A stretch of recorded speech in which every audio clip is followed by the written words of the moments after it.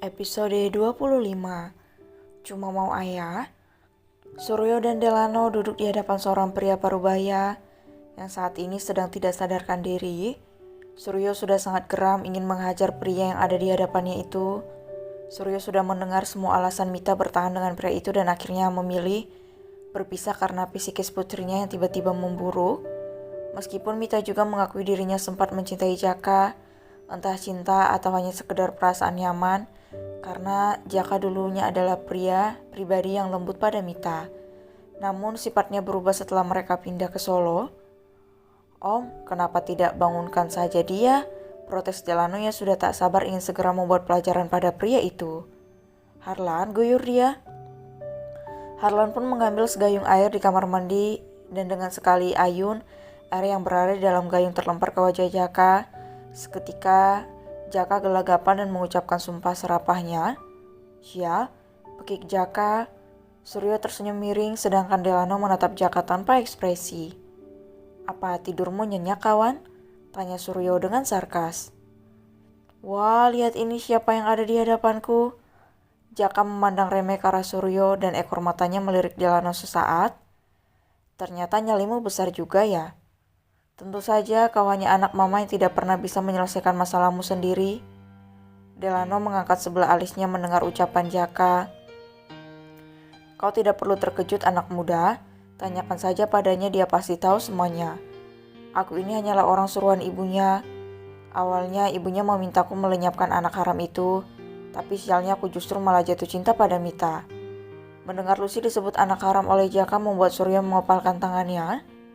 Namun berbeda halnya dengan Suryo, Delano sudah melayangkan bogeman tangannya hingga mengenang hidung Jaka. "Sekali lagi kau menyebut Lucy anak haram, jangan harap aku akan mengampunimu," desis Delano. Suryo tersenyum melihat tingkah Delano mengingatkannya pada almarhum sahabatnya Gilang yang mudah tersulut emosi jika menyangkut orang yang paling dia cintai. Termasuk saat ini, di mata Suryo Delano sudah menunjukkan bahwa dia memiliki rasa untuk putrinya. "Harlan," sumpal mulutnya. "Baik, Tuan." Harlan menyumpal mulut Jaka dengan kain hingga Jaka kesulitan berbicara. Suryo berdiri dari duduknya dan menghadiahi Jaka dengan pukulan telak di ulu hati pria itu. Jaka langsung tersungkur merasakan sakit luar biasa di ulu hatinya. "Kau pikir setelah apa yang kau lakukan pada putriku, aku akan diam saja?" desis Suryo dengan mata menyala pertanda emosinya sudah siap meledak-ledak. Suryo menarik kerah baju Jaka dan kembali menghajar Jaka. 23 tahun dirinya dibiarkan menderita oleh ibunya. Suryo seakan meluapkan kekesalan pada Rati, ibu Suryo melalui Jaka. "Om, sudah, dia bisa mati," juga Delano saat Surya akan kembali menghajar Jaka yang sudah terlihat tak berdaya. "Akan kupastikan mulai hari ini penderitaanmu akan dimulai, Jaka," tegas Suryo. Lucy tampak tak tenang. Sebentar-sebentar dia membalikkan tubuhnya resah. Diana yang tidur menemani Lucy pun menjadi terbangun. "Ada apa, Lucy?" tanya Diana dengan suara serak khas bangun tidur. "Bisakah saya menemui Depan dan Davin? Saya terbiasa tidur dengan mereka," kata Luciana. Diana sedang berusaha mengumpulkan kesadarannya lalu ia mengangguk. Meskipun Diana tahu putranya juga pasti sudah terlelap karena waktu menunjukkan pukul 1:30 malam. Diana dan Lucy keluar dari kamar tamu, namun mereka terkejut mendapati Delano yang berpakaian santai baru masuk dari pintu samping.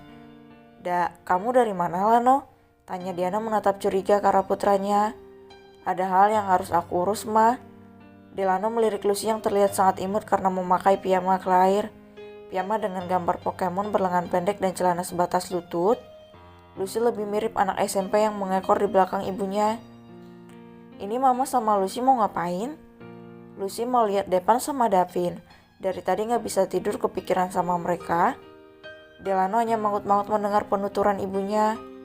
Setibanya di kamar Delano, Davin menangis sesegukan, sedang Depan masih merengek mencari Lucy.